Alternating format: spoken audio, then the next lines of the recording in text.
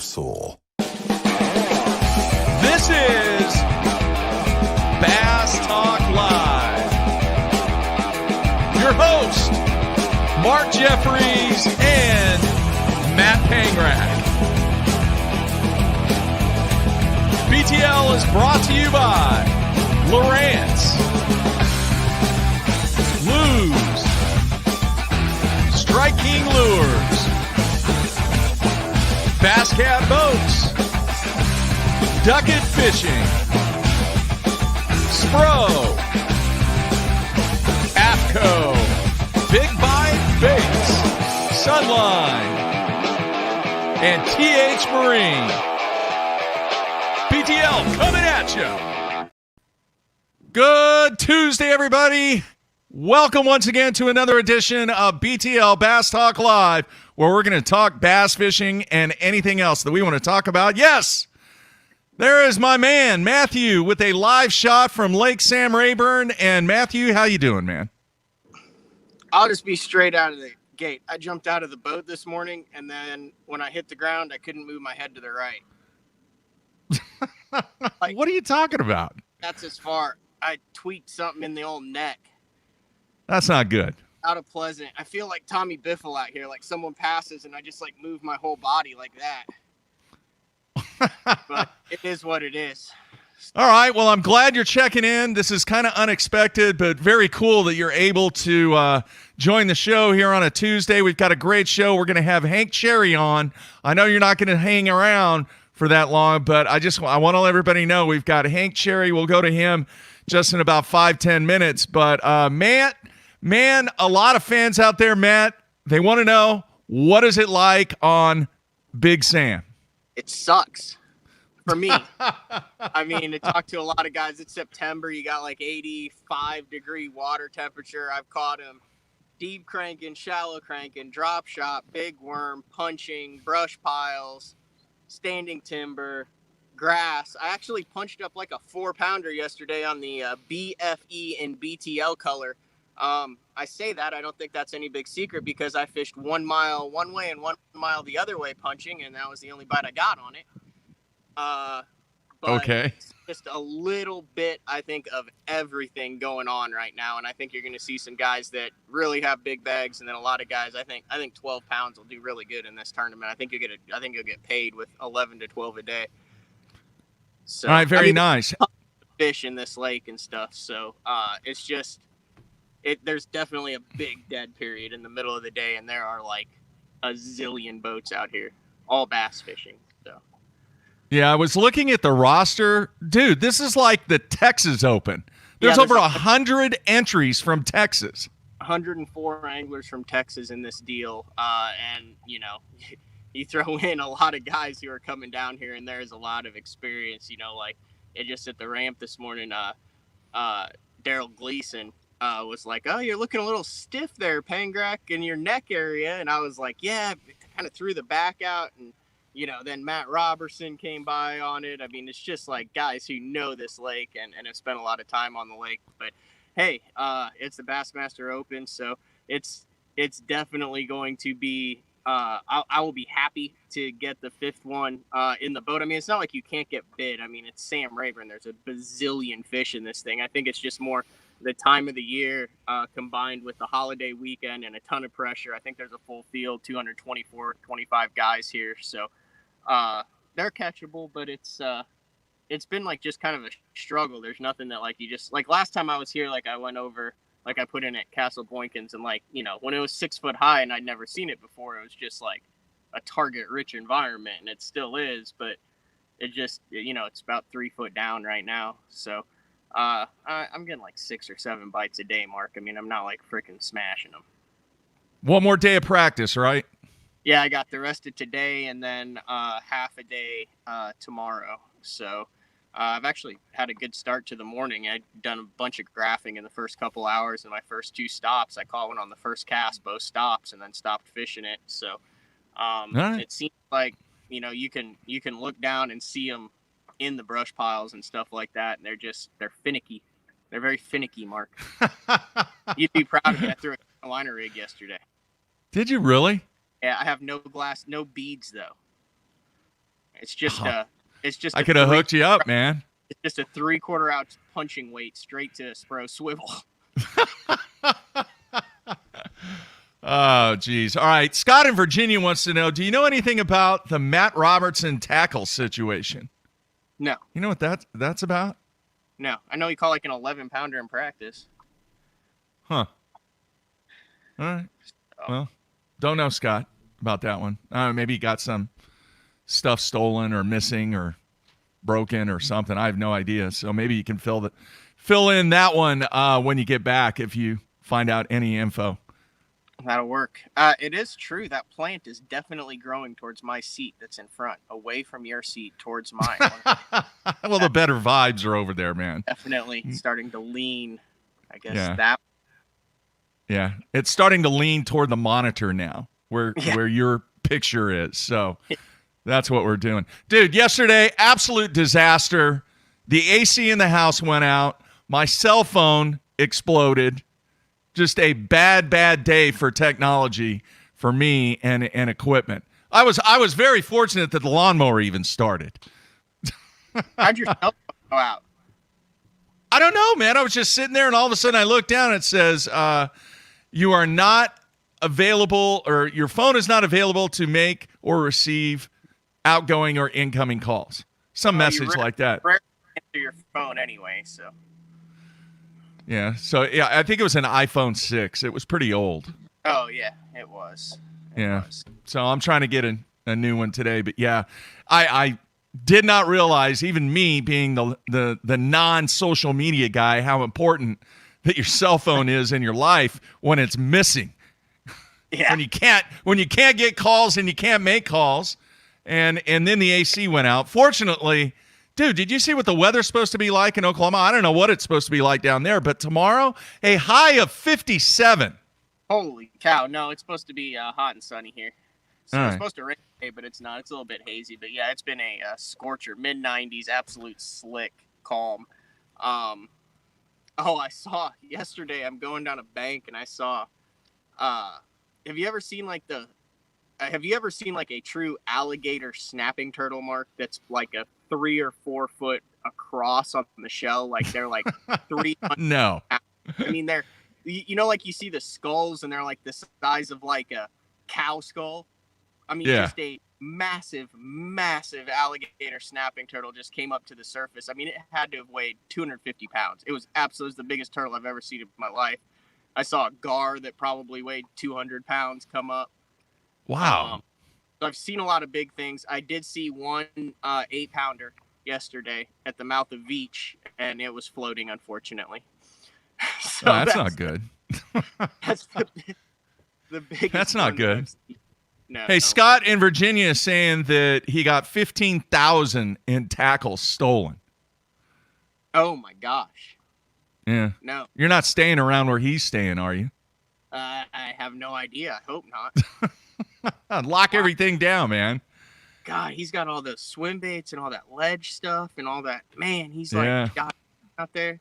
Hopefully, I mean, he's becoming a name, man. We no. Hang on a minute. Now they're telling me Peter in Michigan is saying that Matt Robinson's truck got stolen. Matt Robertson's truck? Yeah, and had all that tackle in it. His entire truck. Well, I saw him at the ramp this morning. Huh. I don't know. That's what they're saying. You might see if you can find out anything on that when you get back. All right. Interesting. All right. Dude, all right, man. They tuned in to hear the Classic Champ. We haven't had him on yet, so. I know. I'm excited because he'd be out here chucking that jerk bait. 24/7, 365. Have you thrown it? Have you thrown it at all? I made a couple casts with it. Yeah, just 1 or 2, just to see if I could get the schooler to eat that. I gotcha. How long did you throw the Carolina rig? 5 minutes? No, 3 casts. 3 casts. Nothing. Yeah. Did it feel good? Did you feel the bottom? Did you make contact? Could you feel the structure? Yeah. No, yeah, it was awesome. I was just worried about losing the $9 tungsten. Yeah, that's not good. That's not good at all. All right, man. Do you think you could check in tomorrow? Tomorrow we're doing a Sunline Hotline show, so if you want to give us a report in the morning just like you did today, that would be awesome. That'll work, Mark. I'm glad it was able to work. I found one little stretch that I could get 2 bars in, and other than that, it's no service. So, all right. Well, let's see if we can do it again tomorrow, man. I know a lot of people, including myself, are pulling for you this week, man. All right? All right. Thanks, Mark. All right, man. See ya. All right. That's it. Matt Pangrack, my partner, checking in, and it sounds like a little bit of toughness going on at Sam Rayburn. All right, we're going to do this. Let's take a break real quick, and then we will come back with the 2020 Bassmaster Classic Champ. And just a very, very interesting year. Probably the most interesting year to take advantage of winning that trophy. And it's going to be interesting to see what he has been involved with and how he has positioned that title in a very, very challenging year from a COVID standpoint. All right, everybody stay tuned. Here on a Tuesday, we'll be right back.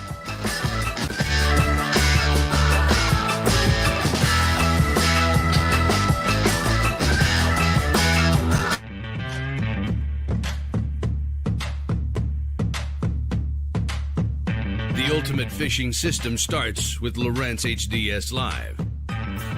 The best fish finding tools, from chirp sonar and fish reveal to side scan and down scan imaging, and complete touchscreen control from your trolling motor to your big motor.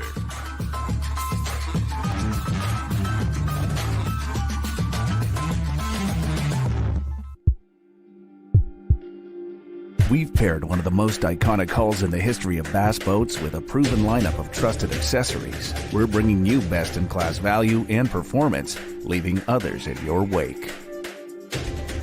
Turnkey value, turnkey performance. The Pantera 2 is an overachiever in the 19-foot category.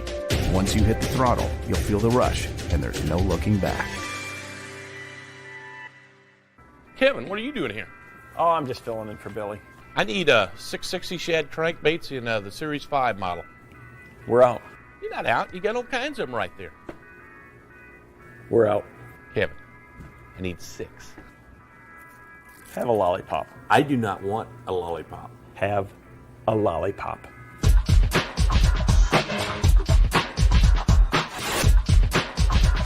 Do you have it in sexy shad color?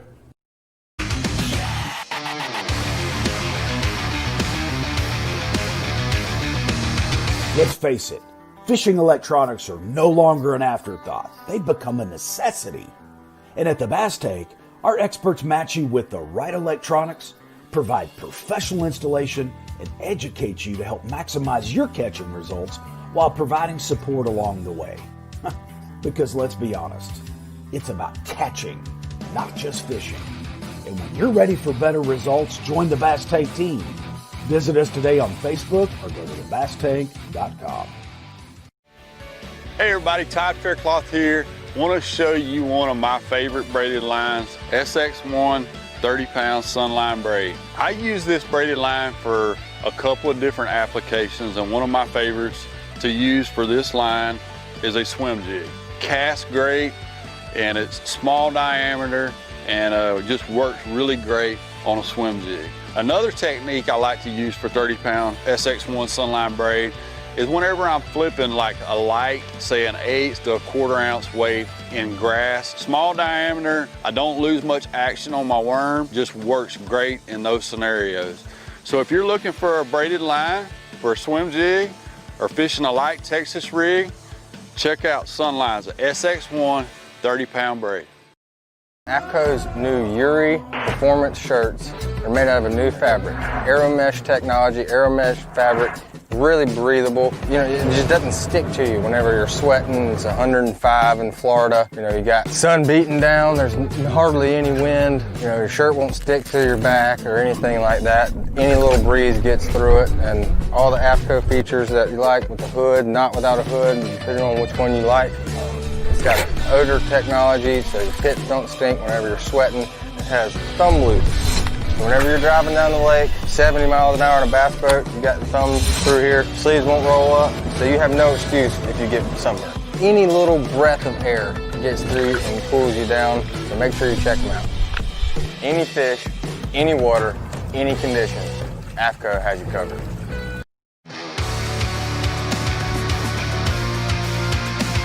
All right, we are back on a Tuesday, kicking off the week. Hopefully everybody had a great holiday yesterday. And it was good to hear from Matt. Hopefully we can hear from him tomorrow also. I want to remind everybody, tomorrow we're going to do another Sunline Hotline show. Everybody out there is fishing in Texas at the Open. And I thought, you know what? With me flying solo, let's hear from the fans. If anybody out there wants to host the Sunline Hotline show with me, all you got to do is drop me an email, mark@basszone.com. I will get you hooked up, and you can host the Sunline Hotline show with me tomorrow. Not going to take that seat, but with the technology that we have available, you can actually host the Sunline Hotline with me. So if you're interested in doing that, give me an email, mark@basszone.com. All right, it is time to go to our special guest. Very excited to talk to him. I know being the Classic champ, obviously there are very, very few people in existence that possess that trophy. And with all the challenges with COVID and the situation that occurred with tournaments being postponed and really only half the season through, I wanted to get Hank on, kind of talk about what he has done with that Classic championship, with the title, and kind of been struggling a little bit this year. And I thought today, a great day to have him on to where we can talk about that. So, Hank, welcome to the show, man. Hey, Mark, how are you? I'm doing well. Greatly appreciate you taking time out. I know a lot of people have been looking forward to this interview. Really, it's the first interview, beside all the stuff that happened post-Classic, really the first interview that we've had with you during this whole COVID situation.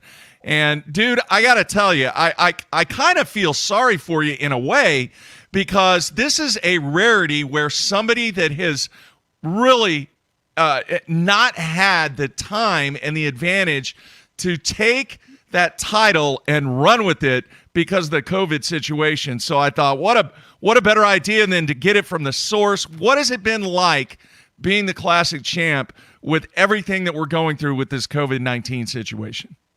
You know, it's been kind of the same. The end of the year is kind of ramping up. My schedule has gotten much busier.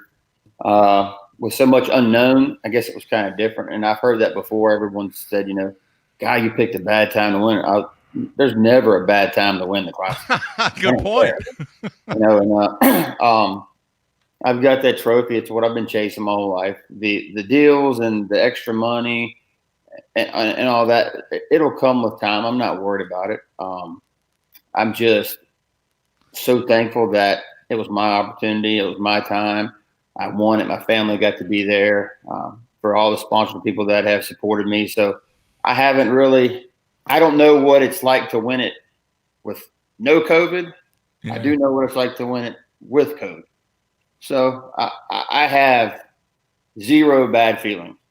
I mean, I don't want anybody to feel sorry for me, because I've got that trophy. I've got that title. And like you said, there's very few people that have it. And, you know, when you actually catch a dream, the rest doesn't really matter. All right, I want to go back to maybe a week following the Classic, even 2 weeks. What was that period like? You know, it was super busy, but it was all on the phone. But the problem was things that had been or were in the works of being lined up all of a sudden were just poof, gone. When all of a sudden, you know, we're canceling this, we're shutting this down, we're shutting that down. And I went from probably getting ready to be the busiest I've ever been in my entire life to I'm at home with nothing to do. Wow. Bass, I would say that Bass did a really, really good job at trying to give you as much exposure from that title, but it was just such a unique situation. Honestly, and I think a lot of people agree with me on this. I would like to know your feelings, Hank. We were pretty fortunate to even get the Classic in. What are your thoughts on that? We were, not knowing what was in store, not being able to see the future. You know, had it been a week later, we probably don't fish it, and we're probably not even having this conversation. So, yeah, like I said, you know, sometimes it's like deer hunting. You know, you might, no matter what stand you pick, if you're meant to kill that big buck, is going to come by that stand. And that trophy in that tournament was my big buck, and it just came right in front of me, and it happened to be at the right time. You know, people say, you know, feel bad, just the bad time. Well, it was a great time for me because financially, in this rough period we've gone through, it helped out my family and my situation tremendously. So, yeah, you know, there's lots of ways to look at it, but like I said, and with a lot of the kids I've talked to, there's never a bad time to win the Classic. No, you're dead on. All right, how have the companies that you represent really tried to utilize you during these challenging times of COVID? What has been the engagement, trying to get engagement with the fans? Really, what has taken place? We've tried some other things. You know, Bass did their sweepstakes, which we had, I think at last count was close to 700,000 entries, which was great. And all my sponsors chipped in there, and Bass Cat with the boat, and Garmin, and everybody, Abu with their package. Everybody chipped in. I finally got a couple things in the works that I've been waiting for and working towards a long time. I'm excited about that. I can't really talk about it yet, but they're coming.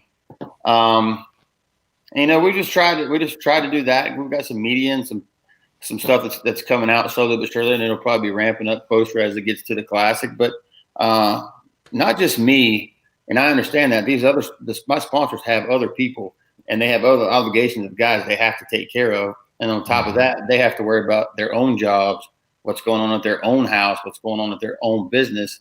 And so, you know, I didn't think it was exactly the right time for me to, quote unquote, you know, take advantage of what had happened, because at this point in time, there were a lot bigger issues that needed to be handled than just worrying about me. Great point, man. I know typically lure-wise, bait-wise, a lot of times after the Classic, the winner will start to develop their own line, or maybe come out with a type of lure that was a representation of their success at the Classic. Is there anything in the works for you with the companies that you are involved with to come out with a Hank Cherry line, and whatever the case might be, or is that the thing that you can't really talk about right now? Well, I can tell you that's coming.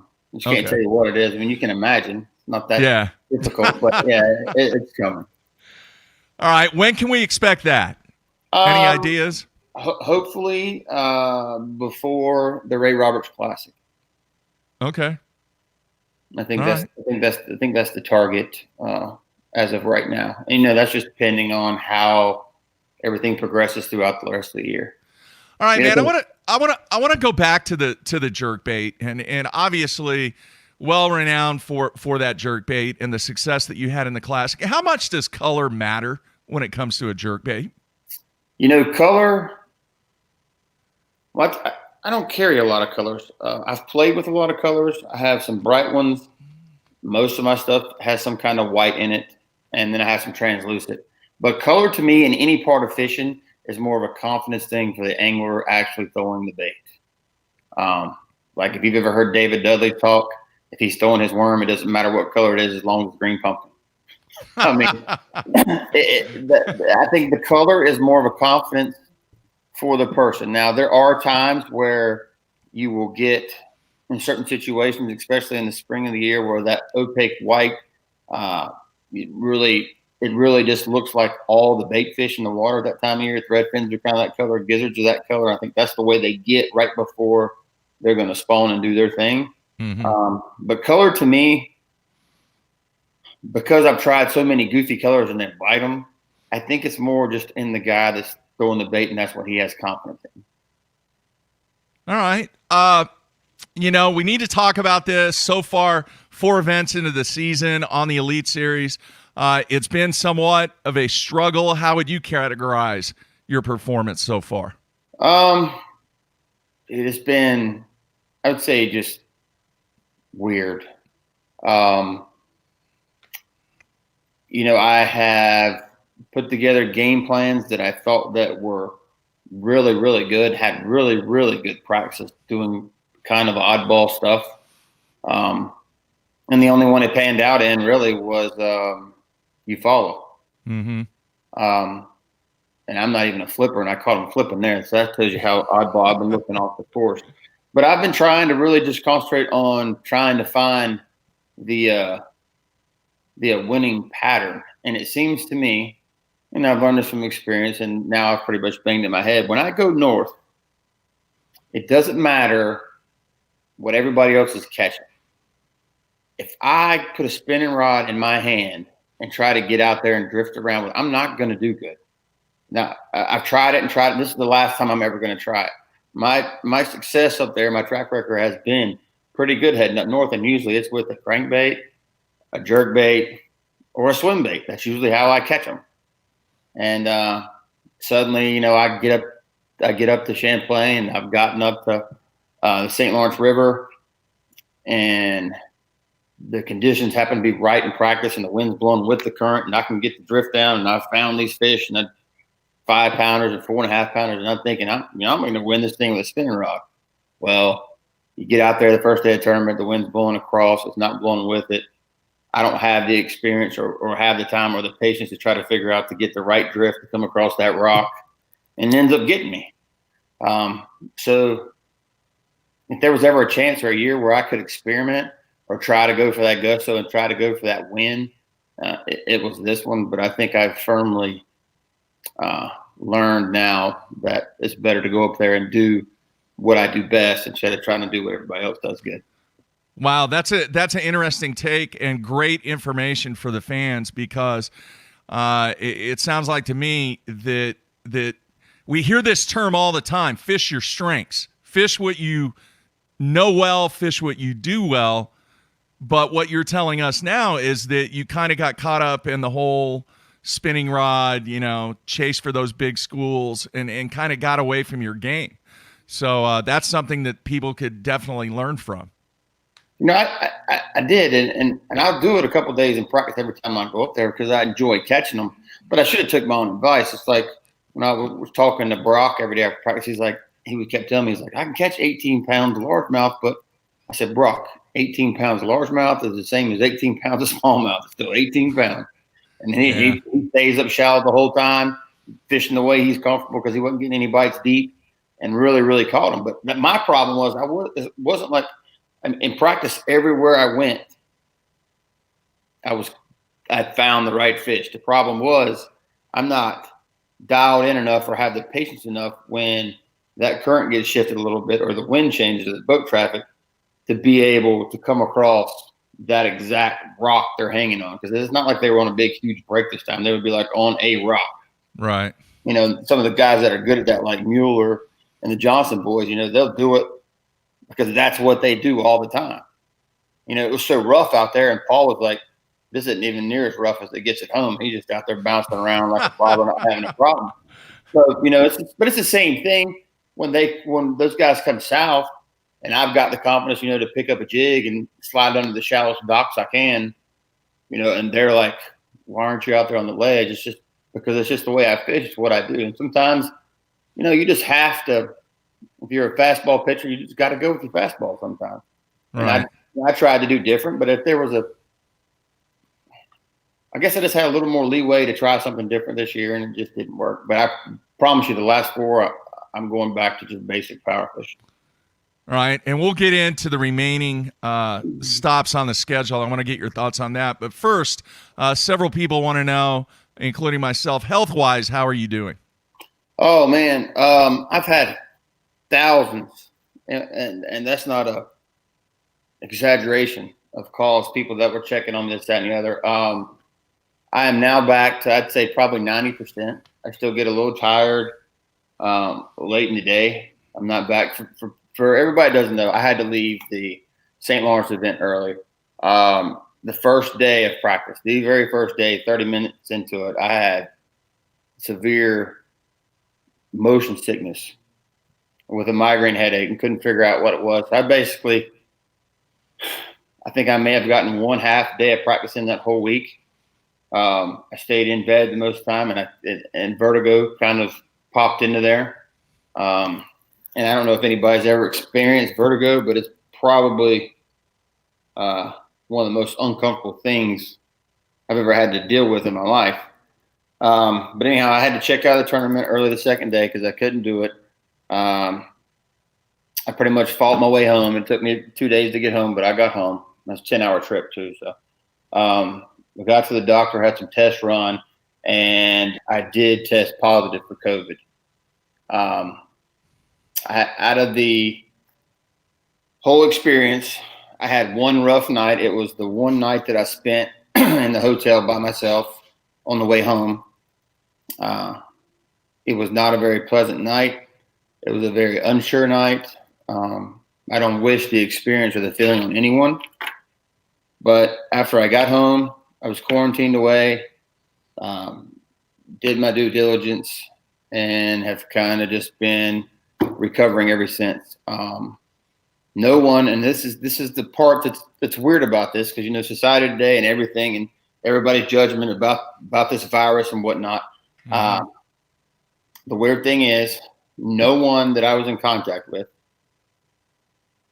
zero, fishermen, family members, no one had a symptom, a sign, got sick at all. Mm-hmm. Now, there's a lot of people that say this thing's a hoax. There's a lot of people that say that it's the most contagious thing in the world. Only thing I can tell you from being through it is you don't want it. And I have no idea how contagious the whole thing is after my experience.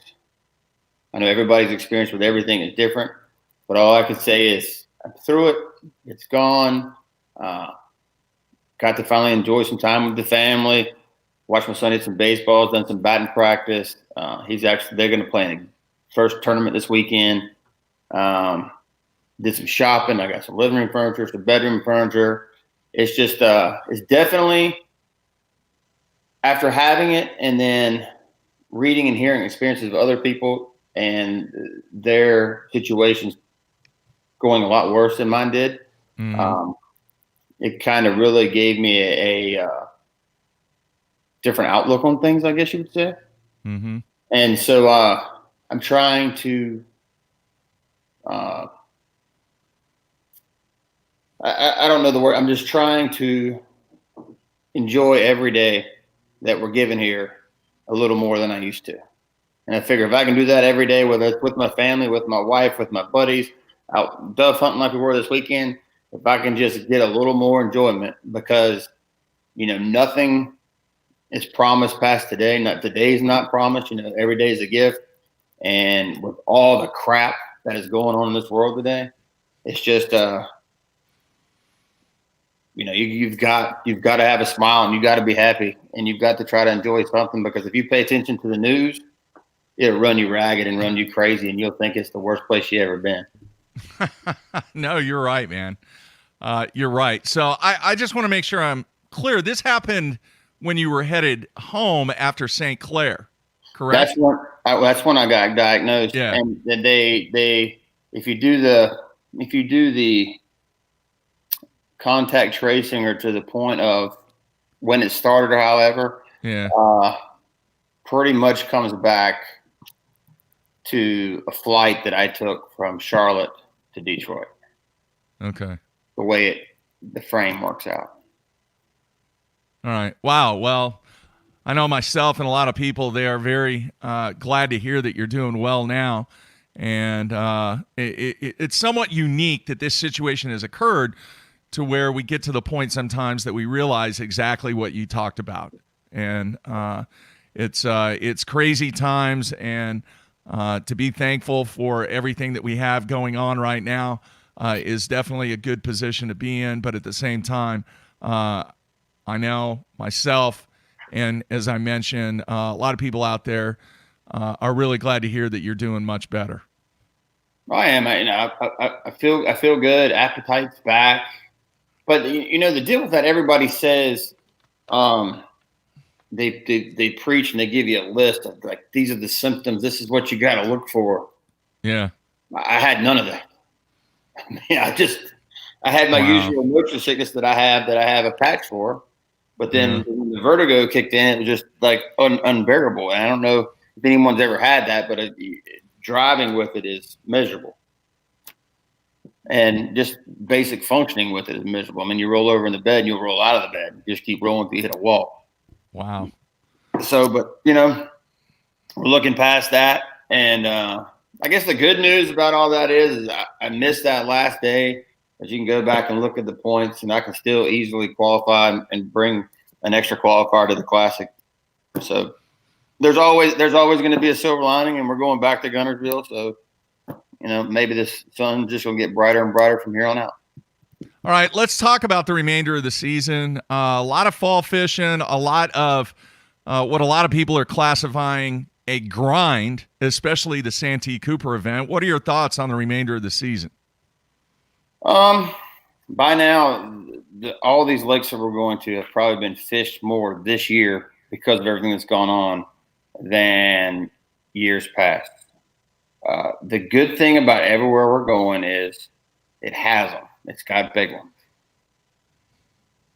It's a much better situation than going somewhere that's in the fall that's terrible that doesn't have big ones. And what I mean by what's important by if you have big ones, fall tournaments are not really grinder tournaments, but you got to kind of dig. And the deal is, in a fall tournament, if you can catch 2 big ones and 3 keepers, do that every day, you cruise right in there. You might not win, but you'll scare the crap out of whoever does.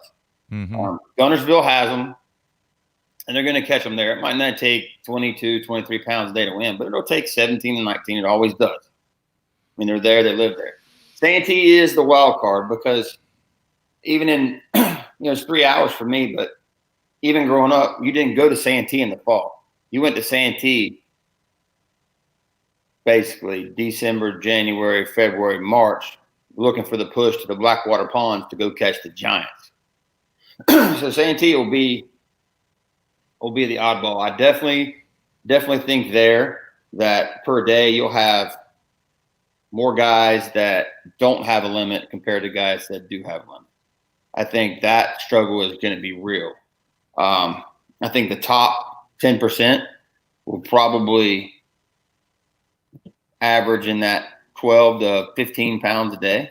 But then again, knowing Santee and knowing the history there, if you came up to me and said, look, Santee Cooper, you don't have to cast.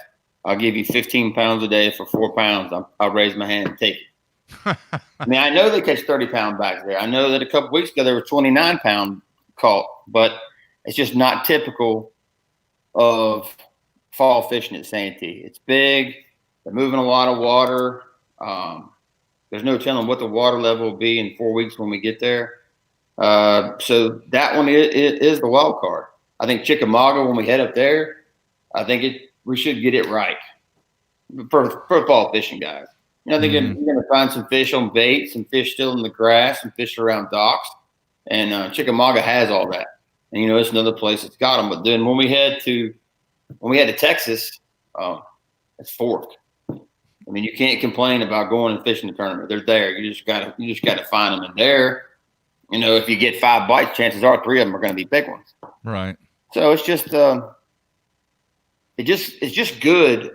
I hate the circumstances, but it's good to be fishing in the fall. I really enjoy fall fishing.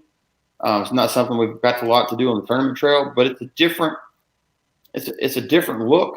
And really, except for a few of the local guys at Guntersville and local guys, Buddy and those guys up at Chickamauga, most of us have never really visited these venues at these times. So I'm hoping it's going to be very interesting and some close tournaments. I hope they're not local blowouts, but you know, you never know. But there is no other place on this earth that has more of a local advantage than Santee Cooper. Yeah. I'm just gonna those kind of places just have them. I mean, when you pull up to those places where you look around and you're like, there should be one on every single cast, every single tree. It just is not. It's not that way. Yeah. In the springtime, sometimes it seems that way, but in the fall, it's just not. But you know, it's just a blessing that we're getting to fish, and we're getting to fish a full season. Nothing's cut short, and we still have the support that we have. You know, from the fans that can't come straight to the weigh-in, but they're out in the water watching the weigh-ins, or they're as close as they can, or they have signs made in their yards. I mean, the support that the fishing community has given us everywhere we've been has been just amazing. I'm curious with these fall events coming up. You made the point earlier about some of these lakes have not seen the pressure in the history of the lake that they've seen this year because of how many people have been on the water. Fork is a great example of that. I mean, there wasn't any place to park during the week to get on Lake Fork. What I'm curious about, when you are in your practice period during the fall and really on these high pressured lakes, are you catching fish during practice, or is it more a discovery session than trying to actually, oh yeah, I'm just catching 2-pounders?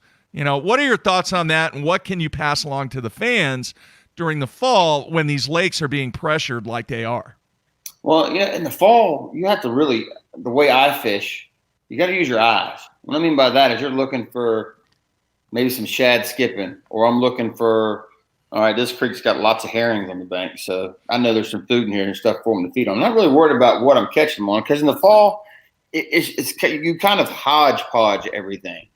And when I say that with me is, like, I may pick up a jig and I'm going to go flip shallow trees, but in between the trees, instead of picking up another rod, now I might just swim a regular jig, just kind of hop it back to the boat, and you catch a lot of fish off of nothing. Mm-hmm. But what will lead me to those places will be my eyes, because I will have seen shad, or I've seen maybe fish break, or I've seen the birds. Now, the herrings that time of year in the fall, especially around the house, I've learned when I'm in these on Lake Norman and I'm looking, I look all the way back in the pocket and I'll see him back there. He's about that deep, and I know that's a good place to go. So I'm not going to go in there I'm not going to go in there during practice, but I'm just really looking for the area. The problem with Fork is it's kind of small. So you have to kind of use your eyes also to kind of keep track of who's going in where you thought they're at. Kind of like you're playing a game of I Spy.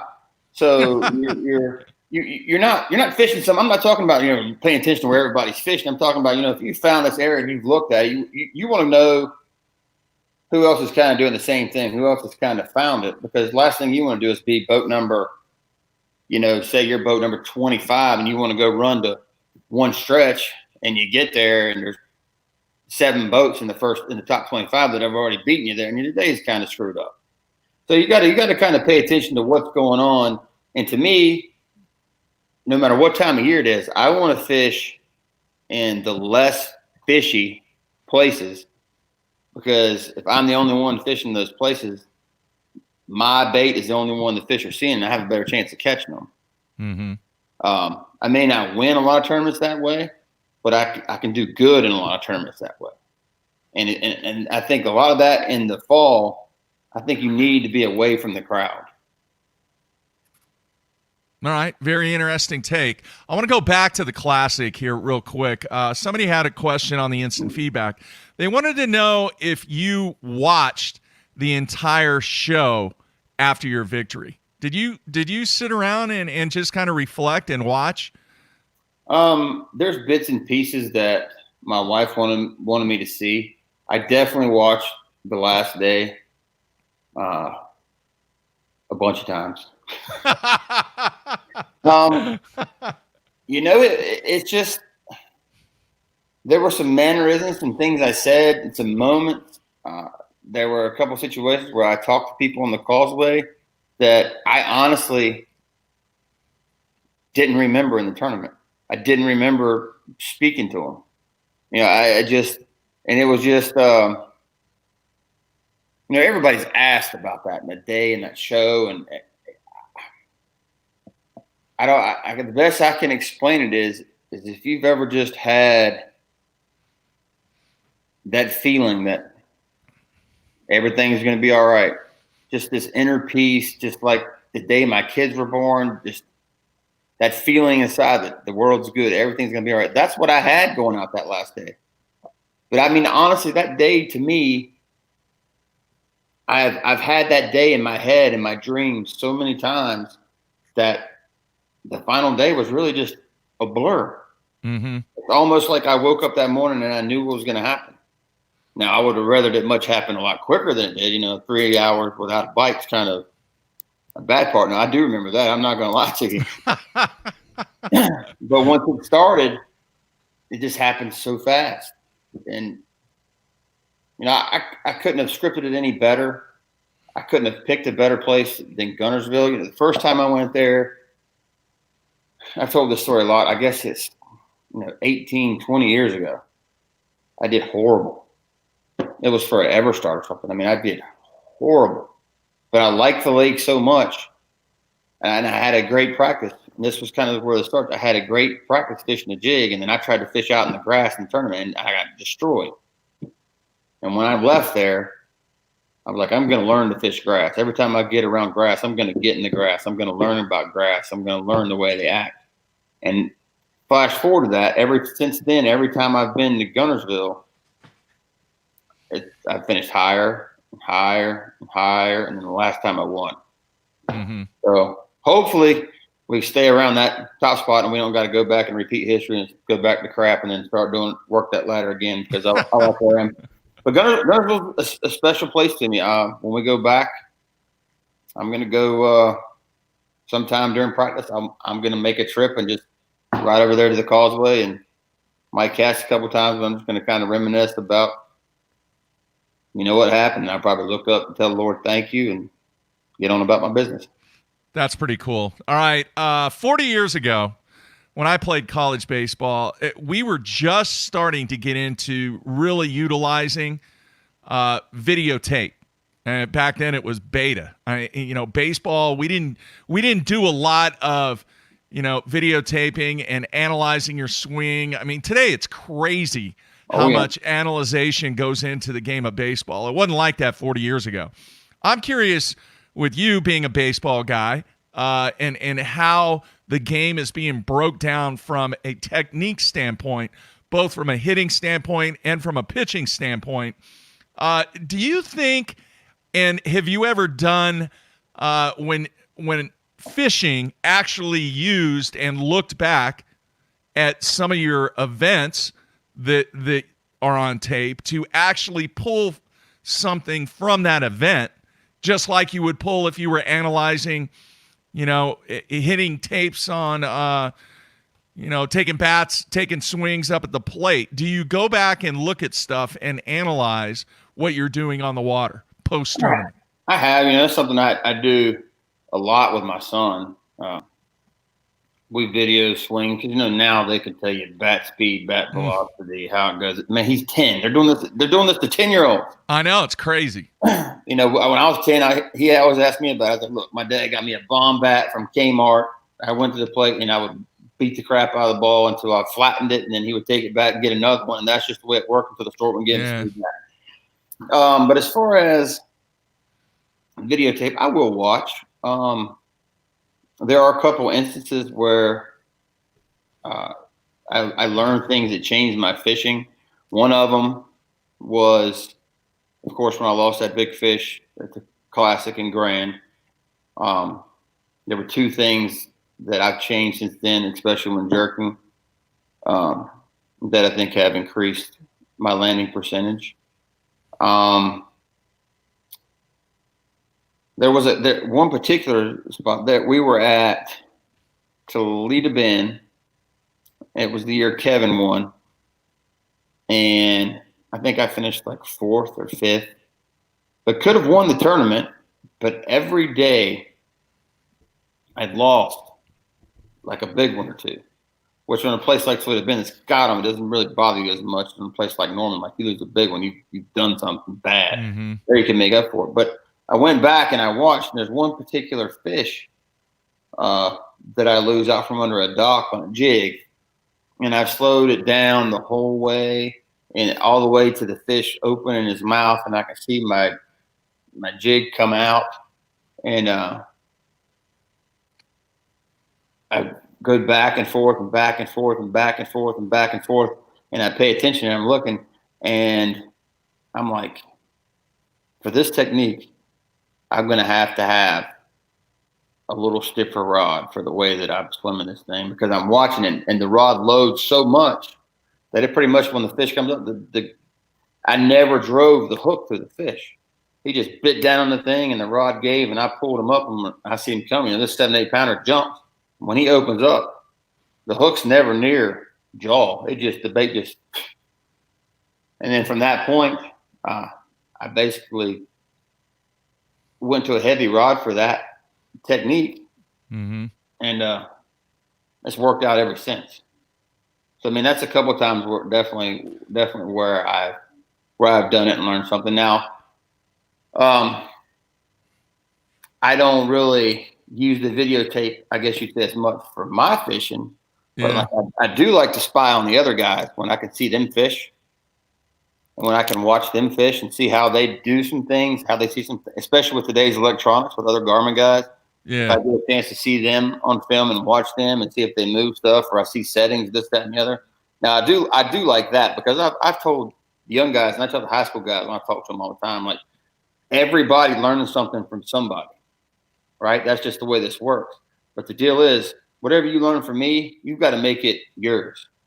You've got to do it your way, because you're not going to go catch somebody else's fish, and you're not going to cast the way I cast. You're probably not going to set the hook the way I set the hook.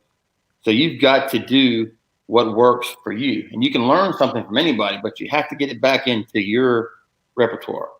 So I can and do learn a lot of things from watching other people. Very cool. Now, have you fished any local tournaments since you won the Classic?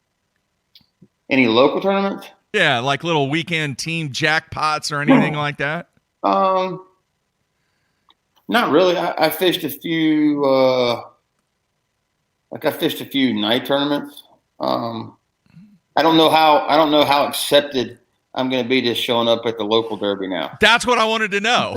Now I will fish some in the wintertime. I mean, we have a winter trail that I've been fishing for the last 30 years. So I'll show up and fish those. But I mean, there's been some guys that have been complaining since the beginning of time about who's fishing and why they're fishing. I mean, because back in my day, it's a weird subject, and it's kind of all for what we're going. But when I was a kid, when we showed up to fish, we just showed up to fish. There might have been Guy Aker and Hank Parker and Jason Quinn and Faust. I mean, like the best of the best from the Catawba chain when Lake Wiley was its best, and it took 35 pounds, 40 pounds to win on 8 bass. It didn't matter who showed up. We weren't worried about that. We just wanted to fish. And then nowadays, you show up and people have preconceived notions that you can beat this guy, you can't beat this guy, and he's got a bigger boat. And I think Cox said it the other day on something best. He's like, if you're worried about your boat, then you're just making excuses. You don't love it enough, or something like that.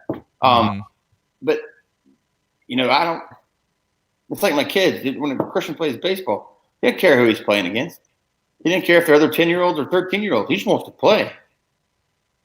And I think, I think a lot of that and a lot of the flack that you catch from that in today's society is because the message today's society is putting out. You don't ever want to walk away from a challenge. And if you're going to spend your time doing something and you want to be considered the best, or you want to do the best, you better fish against the best competition that you can get against that day. And that's just firmly what I believe. I've always believed. I mean, I don't care. And another thing about jackpot tournaments, now you're going to get me on this thing. I'm going to making people all kinds of mad. But anybody can win a one-day event. Anybody, because it's basically most of the time based on a big fish. Anybody can win a one-day event. I think where guys like myself start to have an advantage is when it's a multiple-day thing. When we've taught and learned how to manage fish or multiple locations, different weather patterns, this, that, and the other. But I firmly believe anybody can win a one-day tournament, and there's no quote-unquote advantage. Now, if I was heading off 150 miles because somebody was having a guaranteed $5,000 to pull up the fish, I can see those guys getting irritated. But where I live, the places I've been fishing, you've been fishing against me since I started fishing out of a stupid pontoon, and then a 16-foot boat, and then a 17-foot hydro sport. It's the same guy. Problem is that when I was doing that, you didn't have any problem taking my money. You see what I'm saying? Yeah. So But Yeah. I love it. My son loves it. I'm really looking forward to some wintertime fishing this year because he's excited about wanting to get to come. And I just hope that all this doesn't take that away from him, because them not letting me fish is one thing, but not being able to have that experience with him will sting. Yeah. All right, I'm going to throw a comment up from the instant feedback. Austin wants to know, what are your thoughts on the new Veritas rod? I like them. They're light. It seems strong. The one I have is the 7.3 medium heavy. It seems super strong. I haven't had a ton of opportunities to throw it. I threw the spook on it some just to catch some fish on it and get the feel. But I mean, at the price range, 15% stronger than the old one. It's a pretty good rod. For years now, that Veritas has been selling as the dependable rod, and it's something that's not going to break the bank for the weekend fisherman. All right, man. I know you had several rods on the deck when you won the Classic. I'm curious, though, from a memory standpoint, did you keep one of those rod and reels that you're not going to use? In other words, is it in the trophy room somewhere that you just want to keep that memory along with maybe a couple of those jerk baits? Do you keep that stuff like that, Hank? Yeah, dude, we are in the process of building my trophy case. And I have the exact rod and reel that I threw the jerk bait on. I have the exact rod and reel that I threw the blade jig on. I have the exact rod and reel that I threw the Picasso jig on. And they will all be put up just for keepsake and then to give to my son. Now, with all my credentials and everything that happened to Classic, everything was given, my jersey, the bait, the jig, the magazine covers, my wife, I should have go get them and show you. My wife bought me. She took all that stuff and had it put in shadow boxes. Nice. So I got my jersey, the bait, everything that had to do with it, my credentials, my boat number thing that went in my truck. She had it all put into 2 boxes, and that's all going to be part of the little trophy section that we just started working on in the house. Very nice. All right. So much talk about the state of Alabama and the state of Texas and the state of Florida when it comes to professionals over time, and even some of the professionals from today coming out of those areas. How would you classify the Carolinas? Because I think the Carolinas are somewhat like under the radar, that people don't understand how many great anglers are from the Carolinas and have come through and really cut their teeth on the Carolinas. What are your thoughts about that? Well, it's like it's kind of like, starting like that. I was like, kind of like when Thrift called me when I won. He's like, we got the Cup and the Classic 20 miles apart in North Carolina. But the Carolinas, dude, there's so many good fishermen around here. I mean, at any time, at any of the charity tournaments, you show up here, a quarter of the field would have been MLF, FLW, or bass guys. I mean, a quarter of the field at any time. And it's crazy. It's crazy. We all grew up fishing against each other, kind of all took separate routes. But the names and the faces, it's just amazing. But I think what would really amaze people is if you could come down here and spend a month and go to these local tournaments like the Carolina Bass Challenge thing they have. And then our Mike Cronister's, like I said, his weekend deal, which is pretty much a Saturday, Sunday in the winter, 60, 80 boats. The amount of guys that can catch them that you've never heard of is what's impressive.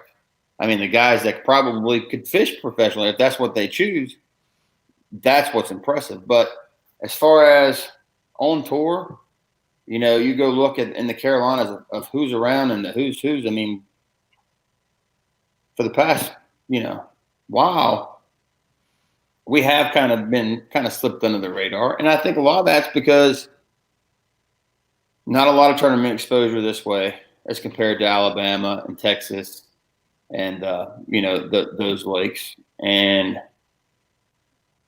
I think the thing we lack in the Carolinas that Alabama and Texas both have is the variety of places they have to fish. They can fish rock, wood, grass. They can fish anything. In Alabama, you can drive anywhere to fish for anything, any kind of fish, smallmouth, spotted bass, largemouth that you want to. We're kind of limited here to what we have, but look, if you would give me a top 10 team from the Carolinas, I could pick 10, and Gerald can take 10 from Alabama, and whoever in Texas can take 10, whoever in Tennessee can take 10. I'll take my 10, the Carolinas, and go to battle with any of them, against any of them, anywhere.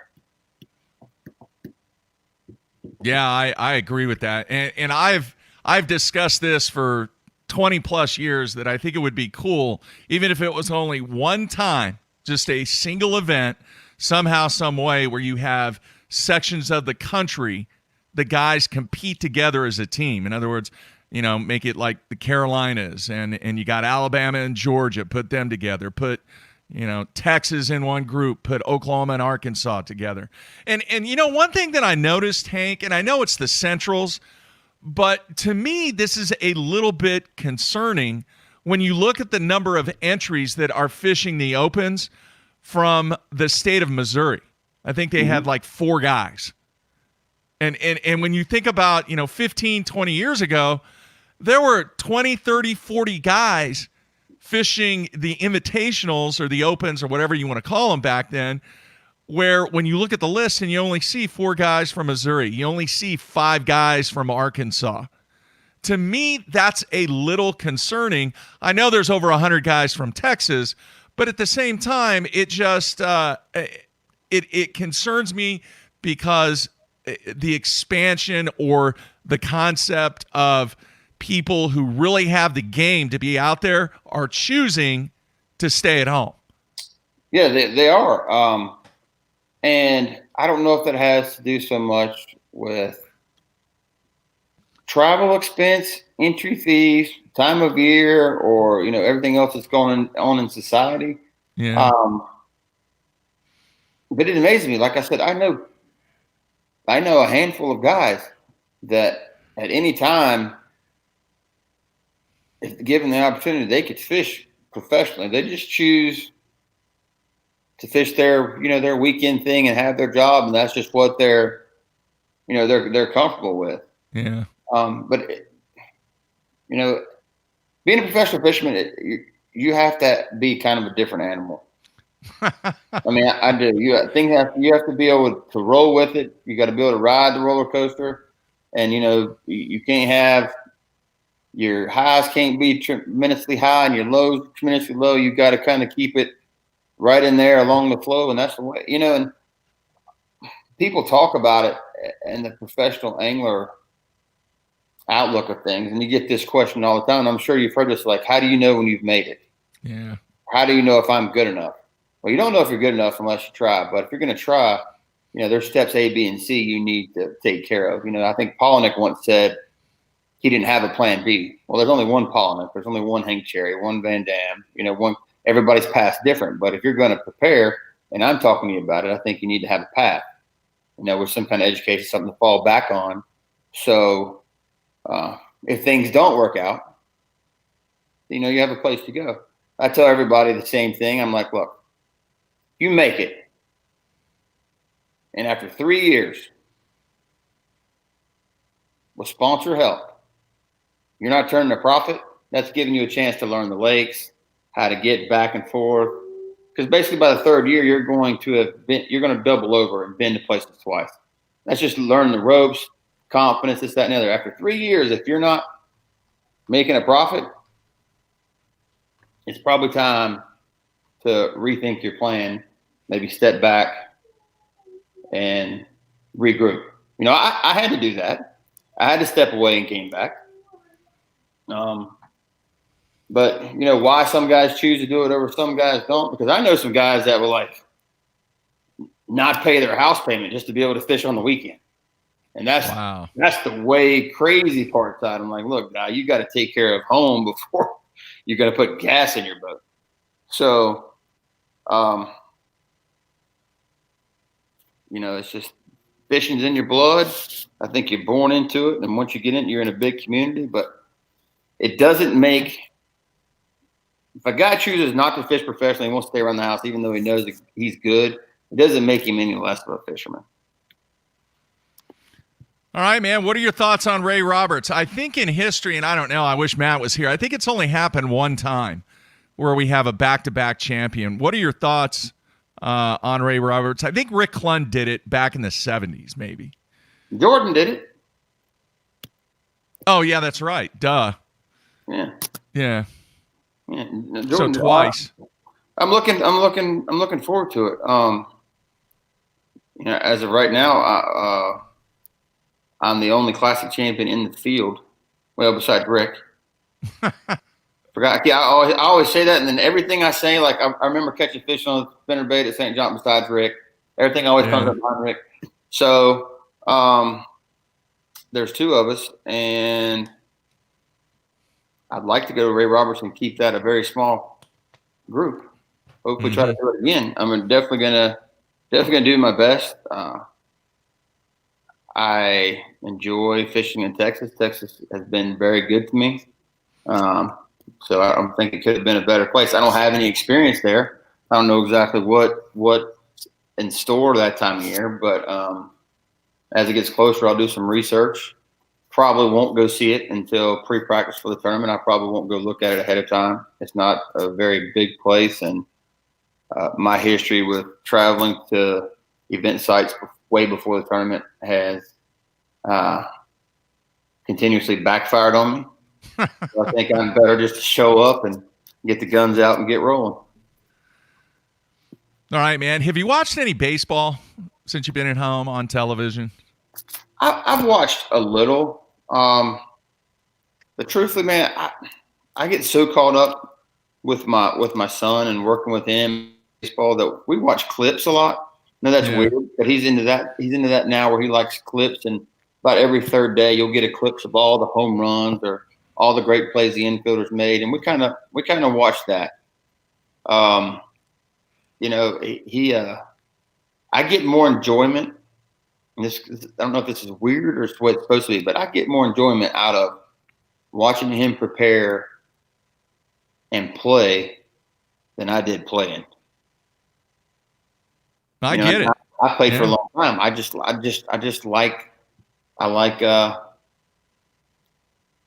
because I like seeing him smile, and when he plays, he just smiles. So, is he left-handed? Now the cool thing about this is he is right on right, but he kind of developed a little block earlier on this summer, and just got to where he didn't want to swing. He was getting really picky about pitches, wouldn't want to swing, and we're striking out a lot. Well, the way they play now, of course, if it's 3 balls off the outside, 3 balls off the outside, underneath your chin, it's a strike. Mm-hmm. And so he got kind of timid. Now he knows the strike zone, but he got a little timid, so we flipped him. And now he is a very good switch hitter. Nice. I mean, can really, really go at it. And he's very fast, loves the outfield, loves playing the middle infield. So I think it's just to the point now where he just enjoys playing. Because, he has no other outlet with kids. Their school he goes 2 days a week. The other 3, they're off, and it's virtual stuff, but he only has like 7 kids in his class. They all wear masks. So that one-on-one time with other kids he didn't get. So I think baseball is really his only out at this point. Wow. Switch hitting, man. Couldn't be better than that, especially if the situation calls for it. I don't think people understand left-handed people in sports have such a great advantage. True. They just do. Mm-hmm. In everything. There's not an individual or team sport where a left-handed guy does not have an advantage. Agreed? Oh, it's definitely. I'll tell you the perfect thing with him. I was like, Christian, here we go. You're going to learn to hit left-handed. Here's the deal. You're super fast. You're already 3 feet closer to first in that box. Hey, yep. If you can't crush it that way, or you're having problems picking it up, just lay it down and run. They're not going to throw you out. I mean, just that part. It's just that little bit. Once he saw that, and it's just amazing that they, when they box, they throw off all the other boxers. What about fishing? Somebody's on the instant feedback says, what about fishing? I would say yes. Well, fishing with me, when I started having problems with my wrist and my form, and that I started doing everything left-handed. Now I've got where I can really just put it where I want to put it, especially if shallow left-handed or right-handed. But because you think about it, they've already learned with today's technology, and everybody's got a right-handed reel, so they've already learned to keep that rod in that left hand, and that's their strong hand, and they're actually correct.